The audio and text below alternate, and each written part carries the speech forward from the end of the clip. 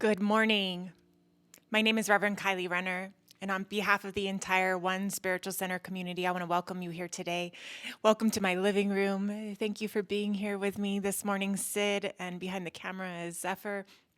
We're so grateful that we get to connect this way, especially this week. In this particular household, we've had a rough week. And if you haven't already heard the news, we had a sudden, unexpected passing of my father-in-law. His name is Eric. And so we're a little rough around the edges this morning. But what I recognize is that being together, even when we're apart, is really healing. And so thank you for all of the love and support that we've already received, the prayers, and thank you for being here on this beautiful Easter morning. So I have to just tell you a funny story because I've been looking and finding ways in which Spirit's showing up even in what feels like a really incredibly difficult time. And it's funny how it happens sometimes. So one of the things that I do for work is teach students in China English, and the show must go on, and I was scheduled the morning and evening all week to be teaching. And in the midst of grieving and crying and not sleeping, and it was rough. It was rough to keep on going.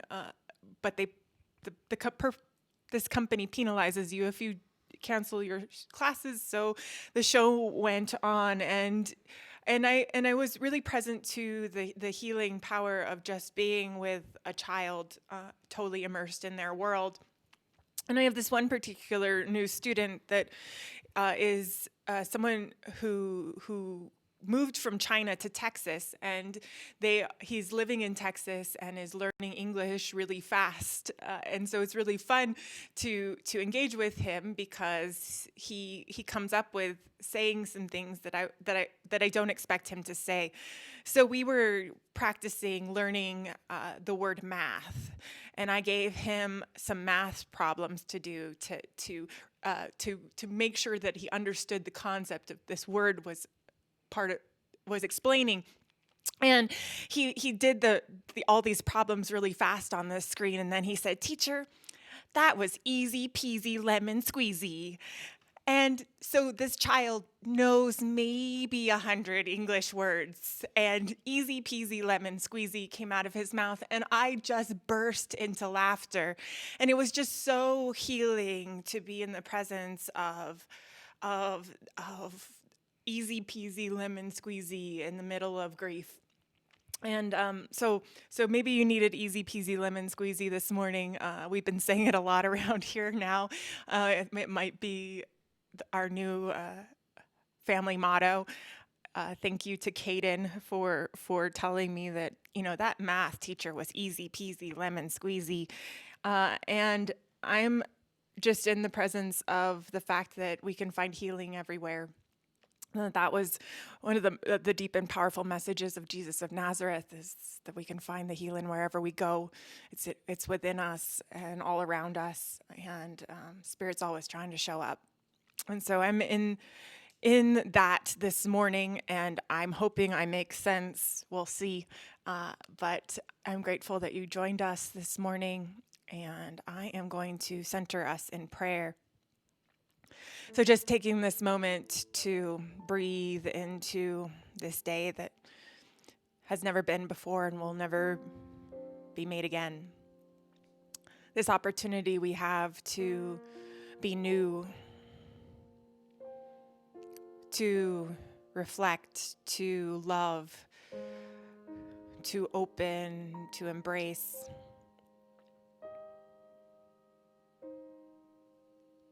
And I just recognize the power and the presence of the One available in each and every moment, already there in its fullness, whether we were aware of it or not. And so even in the midst of pain or fear anxiety or grief. The one is there.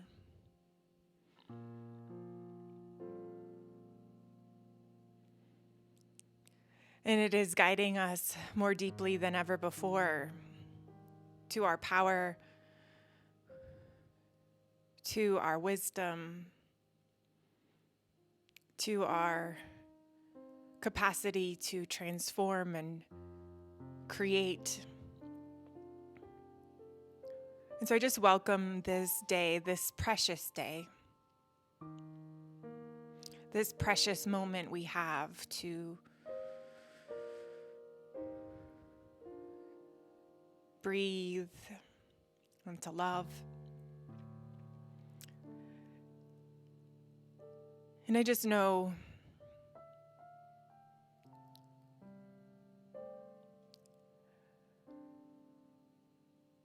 that we are guided in whatever way we need to be today, that we hear exactly what we need to hear and feel exactly what we need to feel.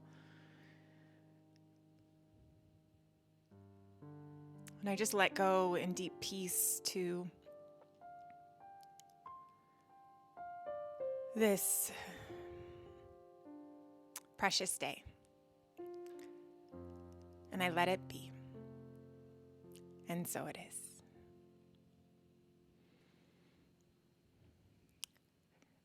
So I've chosen a poem by James Broughton to lead us into our meditation this morning. Once again, thank you, John Bartlett, who has recorded a beautiful meditation to share with us today. This poem is entitled Easter Exalted. Shake out your qualms. Shake up your dreams. Deepen your roots, extend your branches, trust deep water, and head for the open, even if your vision shipwrecks you. Quit your addiction to sneer and complain. Open a lookout, dance on the brink.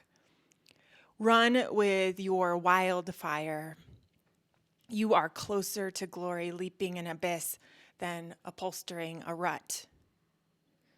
Not dawdling, not doubting, intrepid all the way.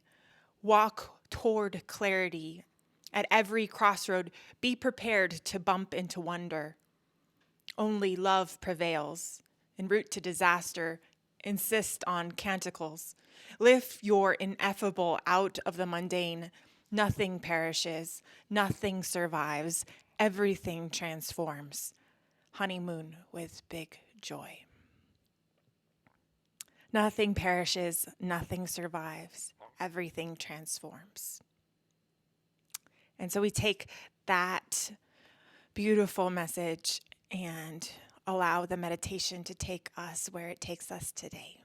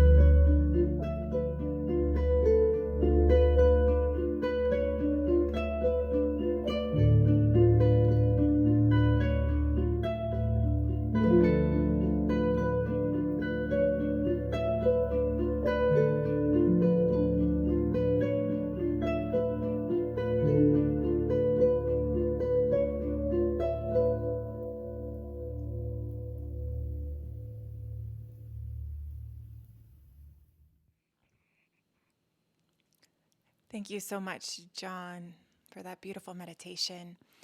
So next, Sid is going to play for us, and I accidentally requested something that was fairly difficult, so No, I apologize. But this is a beautiful song, and hope you enjoy it. By Peter Mayer.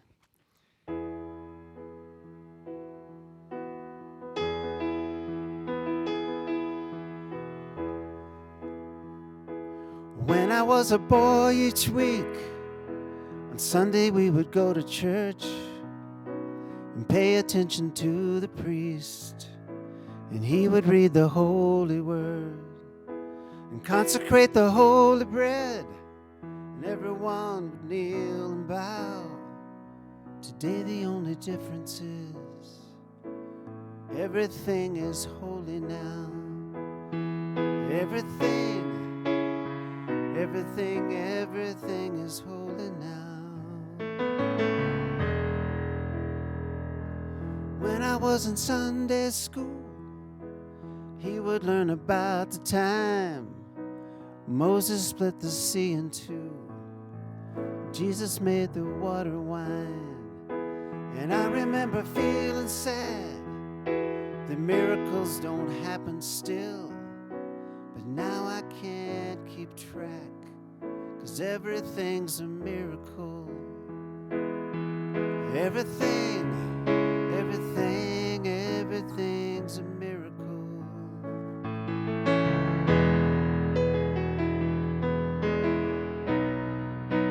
Wine from water is not so small, but an even better magic trick is that anything is here at all. So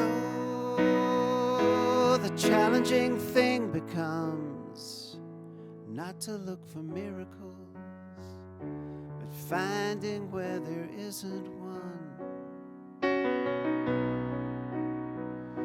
When holy water was rare at best, it barely wet my fingertips. Now I have to hold my breath like I'm swimming in a sea of it. It used to be a world half there, Heaven's second-rate hand-me-down, but I'm walking with a reverent air, 'cause everything is holy now. Everything is holy now.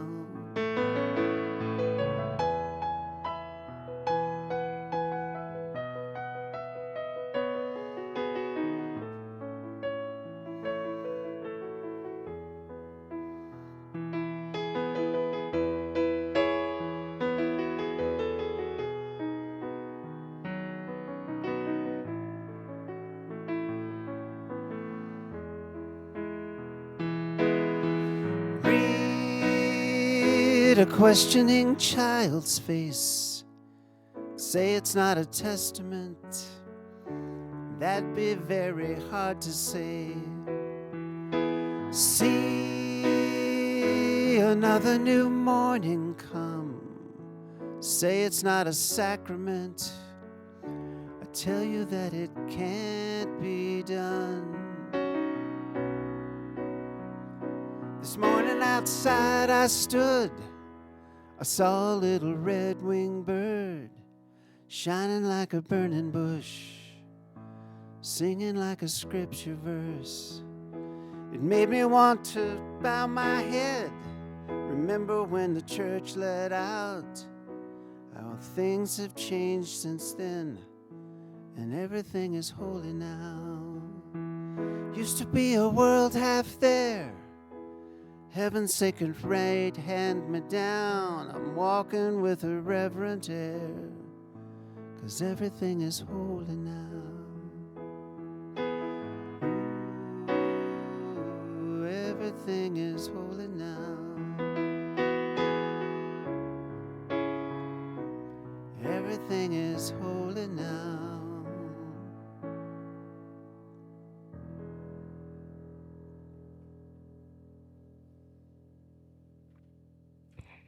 Thank you, Sid. That was so beautiful. I feel a deep connection to the song and just that idea that we move from this idea that only some things are miracles to everything is. Thank you. So this year, as I was contemplating the story of Easter and how to make it relevant to what's going on in the world right now, I actually found myself thinking about what Jesus would do if he were alive right now. So I know that that's a question that became kind of cliche a few years ago, and people were wearing it, WWJD around their wrists on bracelets. And I actually been asking it as a true question, though. If Jesus were here now, in this time that we're living in, what would his message be? And what I find so amusing when I think back to the story of what Jesus was actually about and what he came here to do is that we often try and sanitize it and try and make him just about love and peace. And honestly, he was a lot more than that. He was a radical revolutionary change agent, and he pissed people off. He wasn't, he got angry at what he was seeing in the world he was living in, and he fought to change it, and he taught people to change it. And so I think that if Jesus were here now, he would be leading us in this call I believe we are all being asked to step into, which is a call to really change the world in a deep way, realizing how deeply interconnected we are and how the systems around us aren't actually working. And so we're in this time of pause. And I know that it's really natural to want it to be over, to this, and to want to get to the other side and want things to go back. We want our old routines. We want our old ways of being. But what I'm recognizing is that if we just do that, if we just fold and move into this idea that we're just going to let things go back to the way they were, that we've actually missed an opportunity that someone, a teacher like Jesus would be leading us not take the easy route out of this. And so here we are in the middle of something that's really not easy. It is not happening quickly.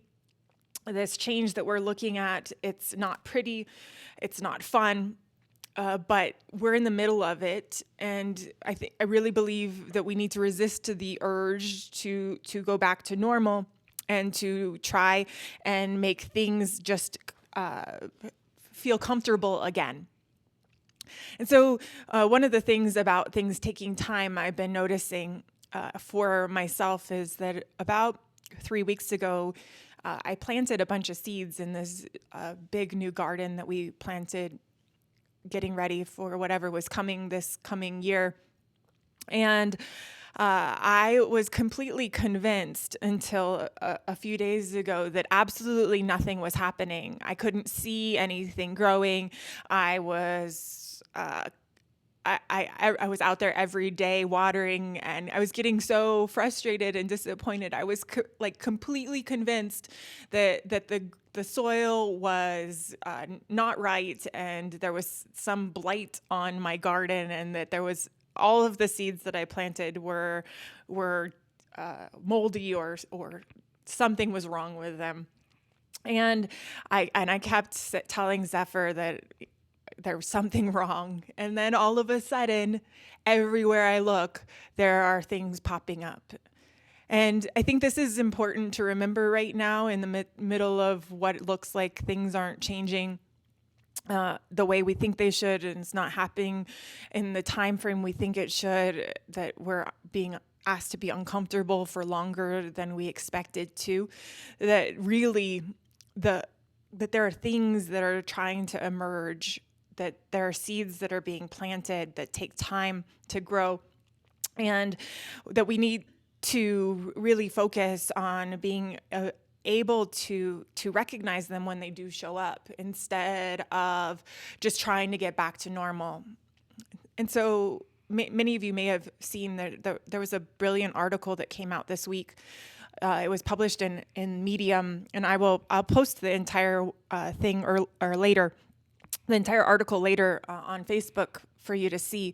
It was written by a man named Julio Vincent Gambuto, and it was about preparing for what was about to happen. And what he talked about was this idea that we were going to, that everything around us was going to try and convince us that we needed to get back open, that we were going to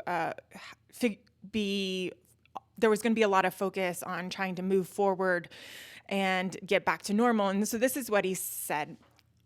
Pretty soon, as the country begins to figure out how we open back up and move forward, very powerful forces will try to convince us all to get back to normal. In truth, you want the feeling of normalcy, and we all want it. We want desperately to feel good again, to get back to our routines of life, to not lie in bed at night wondering how we're going to afford our rent and bills, and to not wake up to an endless scroll of human tragedy on our phones, to have a cup of perfectly brewed coffee and simply leave the house for work. The need for comfort will be real, and it will be strong, and every brand in America will come to your rescue, dear consumer, to help take away that darkness and give life back to the way it was before the crisis. And I urge you to be well aware of what is coming, because when we're in the middle of what in the holy fuck just happened, I hope you might consider this. What happened is inexplicably incredible, and it is the greatest gift that we've ever unwrapped. Not the deaths, not the virus, but the great pause. It is, in a word, profound. And please don't recoil from the bright light beaming through the window. I know it hurts your eyes, it hurts mine too, but the curtain is wide open. What the crisis has given us is a once-in-a-lifetime chance to see ourselves and our country in the plainest of views. At no other time ever in our lives have we gotten the opportunity to see what would happen if the world simply stopped. Here it is. We're in it. Stores are closed, restaurants are empty, streets and 6-lane highways are barren. And because it is rarer than rare, it has brought to life all the beautiful and painful truths of how we live. And that feels weird, real weird, because it has never happened before. And if we want to create a better country and a better world for our kids, and if we want to make sure we are even sustainable as a nation and as a democracy, we have to pay attention to how we feel right now. I cannot speak for you, but I imagine you feel like I do, devastated, depressed, and heartbroken. And we will do anything, spend anything, believe anything, just so we can take away how horribly uncomfortable all this feels. And now is not the time to do that. So this is what I've been thinking about, is that we are being asked to wake up collectively in a way that I don't think any of us imagined possible. And we're being given the power to do something that I believe we knew needed to happen, which was a reset of how we treat one another, how we take care of one another, how we take care of this planet, how we access healthcare, how our economy works, how we take care of those who are most vulnerable amongst us, all of it. And we have this opportunity to reset. And the problem is that it's so freaking uncomfortable that we just want to go back to how it was, because that feels safer or more secure or more definable. And I'm imploring us to not take the easy way, to not go back to what felt comfortable but was in fact not sustainable. That was not in fact something that served the greater good that was trying to emerge. And so we have to take this opportunity to remind ourselves that even though it's uncomfortable, it is necessary, and to not go back to sleep. And so staying awake in this and not pressing the snooze button and trying to go back to sleep or trying to go back to normal is so difficult. But I believe that this is part of what was so powerful about the message of Jesus of Nazareth, which is the idea that we have the power to actually change the systems. We have the power to change the way we're relating to things in profound ways, and to remember, even though it is uncomfortable and we are being asked to look at hard, very, very hard things and change systems that are deeply entrenched, that we really do have the capacity to do that. And because we are giving ourselves the opportunity to feel what it feels like, that we actually have unleashed a collective power like nothing I've ever seen before. And I have some friends who keep saying that everyone's a socialist in a pandemic. And it makes me chuckle, because when we're in the middle of something like this, we can see how important it is that we take care of one another, and how beautiful that is that people are waking up to that in such a profound way. So here we are, right? Like in the midst of something really uncomfortable, and at the same time profoundly changing, and at the same time traumatic. We have this great gift to give ourselves and to what comes after this time of being willing to demand that we do not go back to the normal, and that we do not forget what this is and what this feels like and what we value, and that we actually start to create systems that reflect those things. So I've been needing to remind myself that God is not just on the other side of this. Like the good that we want to come into being is not just later when we know when we're going to be able to return to some sort of life after this. Like that's not just where God is. Like God is in like right now, in the midst of what we're feeling now, not missing from it. And when I think about that, I think back to this touching story that a preacher told, and I want to share it with you. And it's a story about working with children, which is one of my great joys as well. And what the preacher said is this: my work is to talk to children about how wild and wonderful their world is, their God and other people is, and how fiercely and forever and unconditionally loved they are. I teach them about grace, how grace means that they can relax because there's nothing that they can do to make God love them more, and nothing they can do to make God love them less. And I teach them that the world will try to convince them otherwise, but the truth is that all they really have to do their whole lives long is to bask in the light of God's love and then reflect it onto others. I do this work because everyone should figure out what she believes to be the most important work in the world and just go do it. So this morning, when I waited there right in front of the altar while their little ones waddled in like geese, single file, squawking, looking so tiny inside the massive sanctuary, there is no way to describe how precious they were, with all their heads swiveling around at the soaring ceiling and all the pinching of each other and the trying not to giggle. I'll just say that my heart did that thing that happened to the Grinch. Remember when his heart swelled so many sizes that it almost burst? That's why I go to church, for the heart swelling.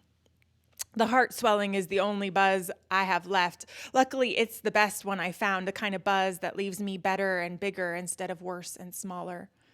Anyway, look at those joy beings walking towards me, and I wondered if this time my heart would swell out of me and I'd start floating above the pews like a Macy's Day balloon. And at the end of the little geese line was a new student wearing a name tag that said Ryan. Ryan was a head taller than the other children, and his eyes were dark and deep, like the wells you can look into but never find the bottom of it. And I was immediately drawn to this little man with the big, deep, sad eyes, because I agree with Doctor Who. Sad is happy for deep people.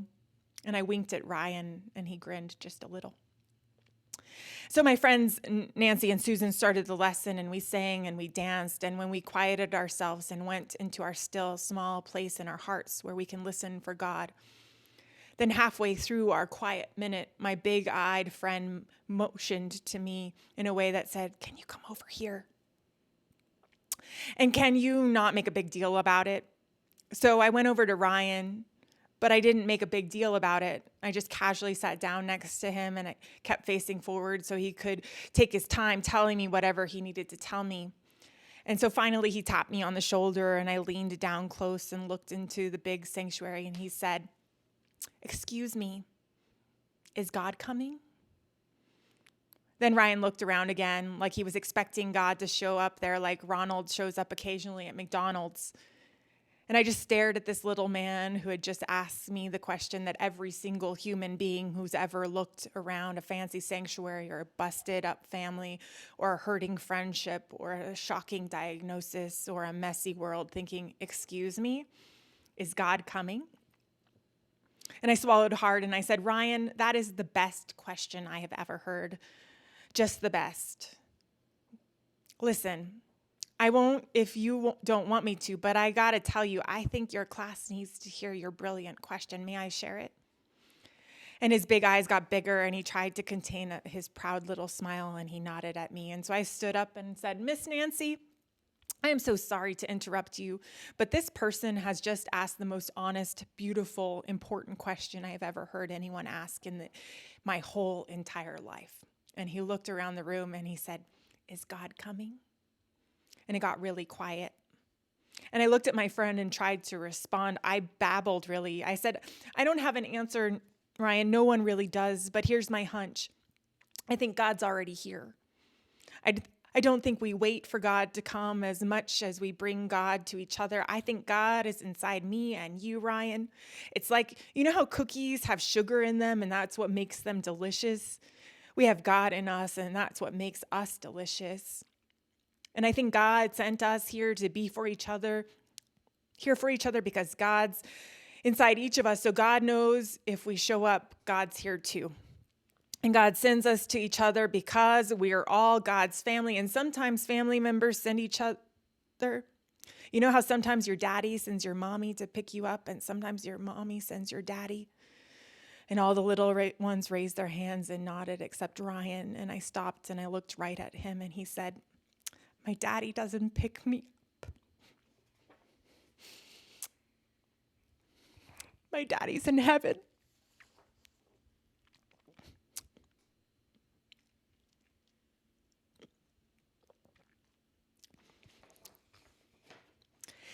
And Nancy and Susan and I froze because suddenly those deep eyes made perfect sense.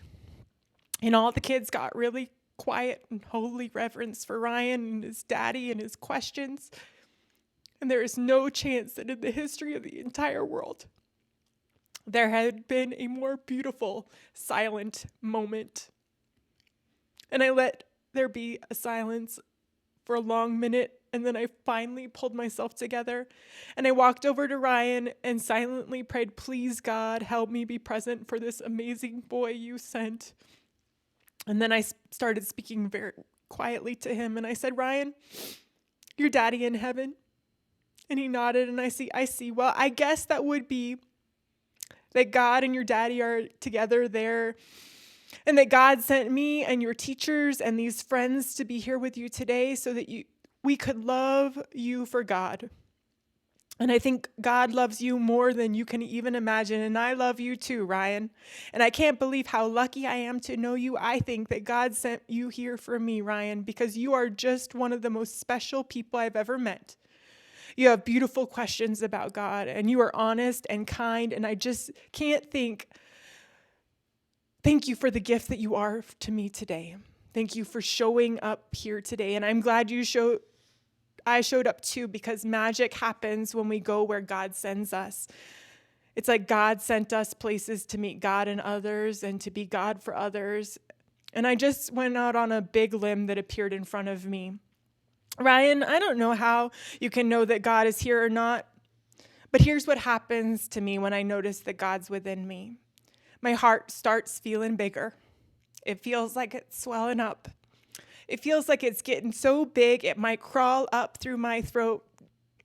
Like right now, next to you, my heart feels huge, like somebody's pumped it full of air. I think this heart swelling is sometimes how God reminds me that God is with me. And you guys, Ryan's face that had been so serious and so sad, broke into a smile that made it abundantly clear that God used the swelling heart trick for him too. And he just didn't know it was God doing it. And he said quietly, "I know what you mean. Is God coming? I know what you mean." There have never been two more perfect, two more brutal and beautiful sentences uttered. So God's here, and we can feel it if we're present to it, and we don't have to wait for it. And this is also the message of Jesus of Nazareth, that God was here the whole time. In us, as us, through us, and we're here to show up as it. And I'm watching it show up everywhere. God's showing up in all the people that I get to encounter, even when it's 6 feet away. The divine is showing up. It's here. We don't have to wait for it. And so I'm imploring us not to go back to sleep, to not go back to some sense of normal that feels comfortable, that makes things feel like they make sense, because they didn't make sense.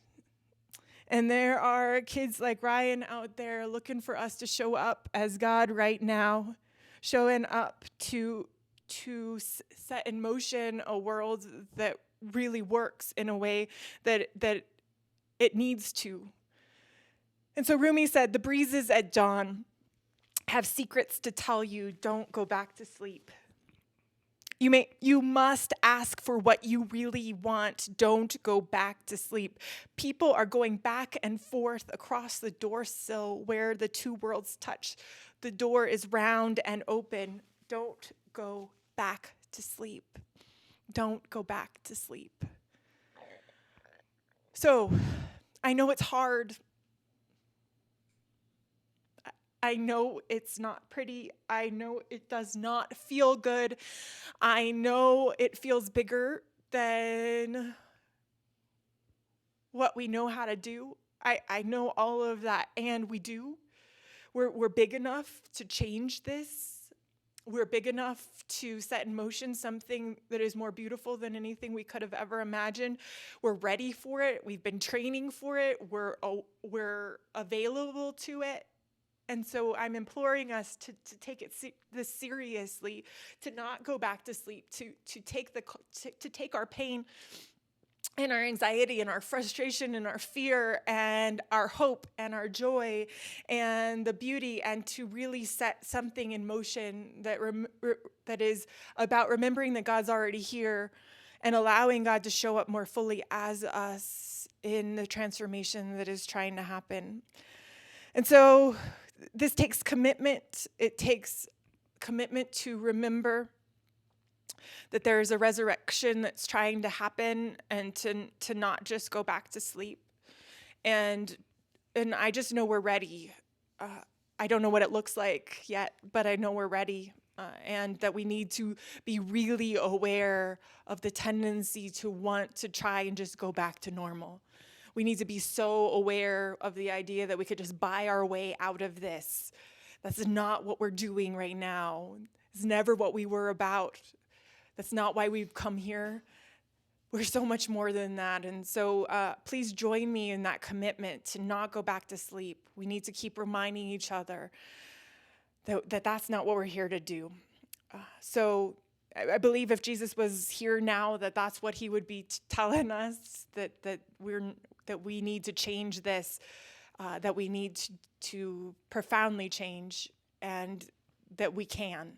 And so here we are. And thank you for committing to that with me, because it is radical, and it's going to require deep vigilance to make sure that we don't get seduced into the idea that we can make ourselves safe again if things just felt normal. Oh, thank you. I have no idea where I am. What am I supposed to do now? Oh, you're supposed to sing so we can go. We can pray. Yay! Thank you.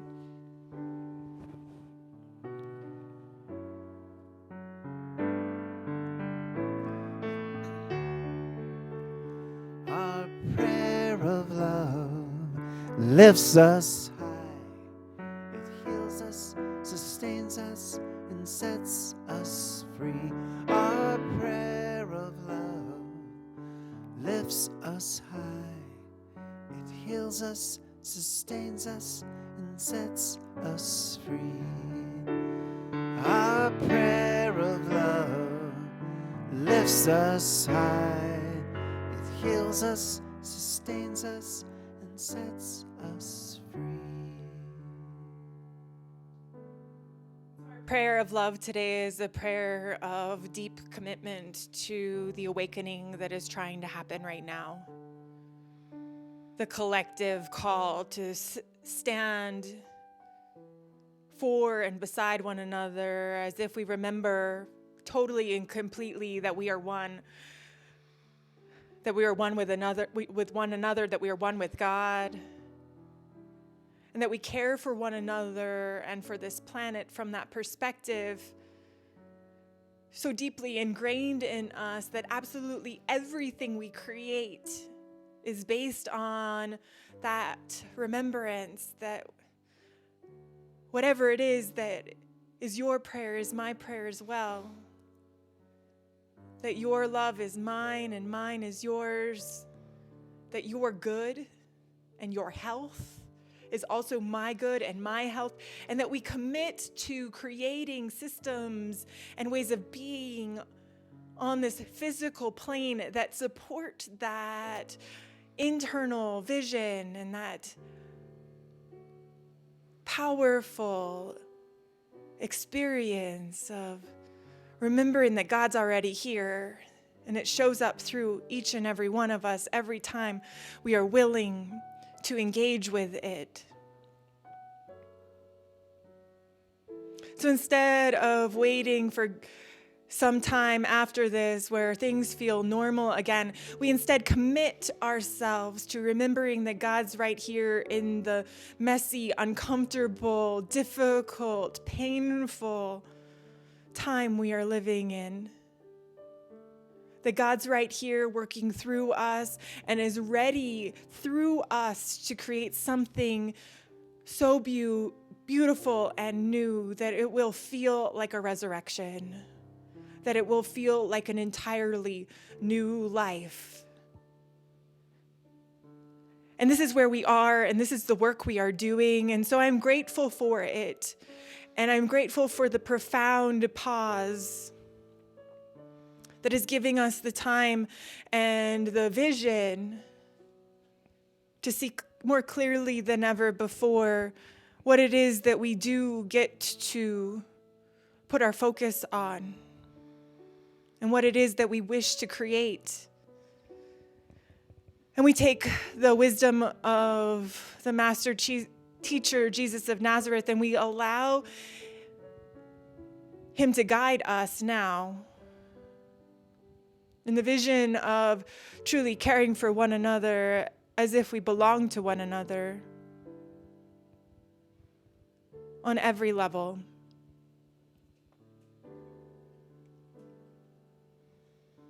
And so I'm grateful for the deep love and the deep peace and for the discomfort. I know God is in all of it, even the grief and the pain.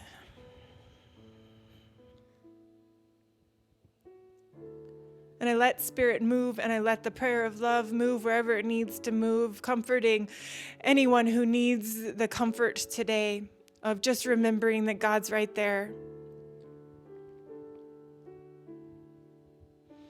And we let our hearts swell in that remembrance, and we remind one another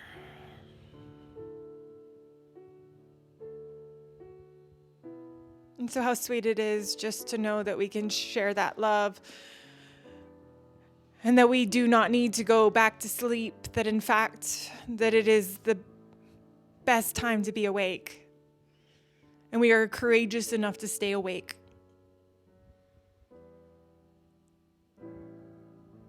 And so we just let it be. And so it is. Our prayer of love lifts us high. It heals us, sustains us, and sets us free. Our prayer of love lifts us high. It heals us, sustains us, and sets us free.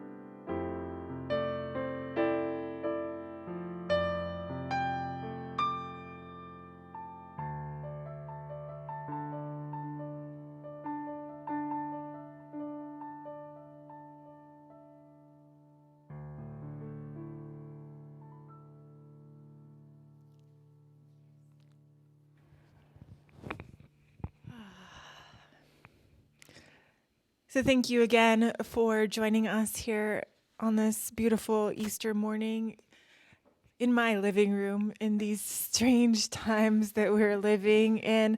I want to thank John for just creating those beautiful videos. Thank you to Sid for providing us music.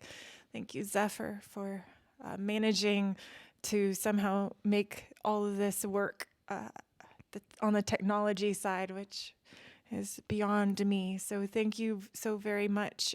I also want to thank everyone for the generous donations that we've been receiving. Thank you for believing in this community and the importance of what we're doing. It's deeply appreciated. So I want to let you know that there are a couple ways that you can make a donation. There's a place on our website, onespiritualcenter.org, where you can make a donation. As well as through text to give, which the phone number for that is 505-207-4916. And if you're making a donation for the first time, it will ask you to set up an account. It'll lead you through how to do so. And then they will, after that, your account will be set up, and all you have to do is type in the number you wish to donate, and it will arrive magically to us, which is quite amazing. I also have been getting checks in the mail, and if that's how you prefer to do that, you feel free to message me, and I'll give you my address. Just don't think it's prudent to give the entire world my address here. So just send me a message, and we just appreciate it. All of the funds are actually just currently being held so that we have money to reopen and get going again when we can, and also to provide support to any of our employees and contractors and musicians and everyone who needs anything right now because of these amazingly uncertain times. And so we really appreciate all of your generosity. I also let you know that next Saturday, which is the third Saturday of the month, we will be once again cooking for Community of Hope. So this is our monthly meal that we create that is now actually being served just as a carry out meal to the hungry and homeless here in Albuquerque.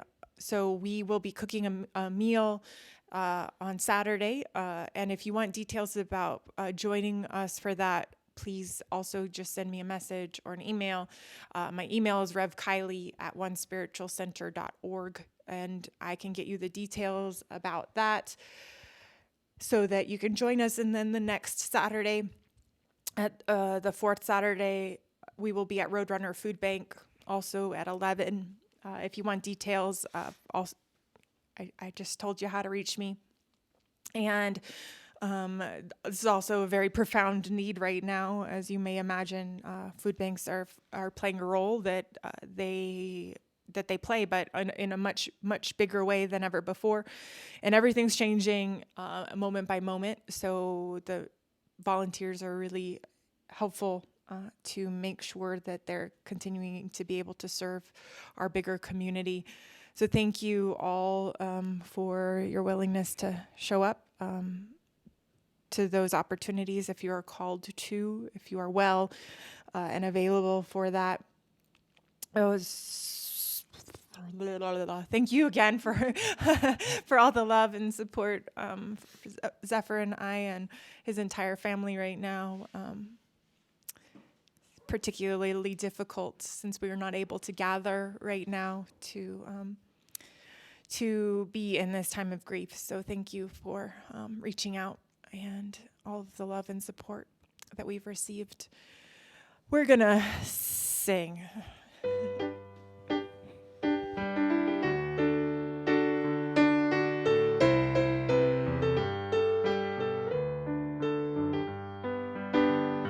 One love, one heart. Let's get together and feel alright. One love, one heart. Let's give thanks to the Lord. We can feel alright. People get ready, there's a train a-coming. You don't need no baggage, you just get on board. All you need is faith. Hear that diesel humming. You don't need no ticket, you just thank the Lord. One love, one heart. Let's get together and feel alright. One love, one heart. Let's give thanks to the Lord. We can feel alright. People get ready, there's a train to Jordan, picking up passengers from coast to coast. Faith is the key, open the doors and board 'em. There's room for all that love the most. One love, one heart. Let's get together and feel alright. One love, one heart. Let's give thanks to the Lord. We can feel alright. Let's get together and feel alright. Thank you again for being with us today. Let us sing one last blessing to one another.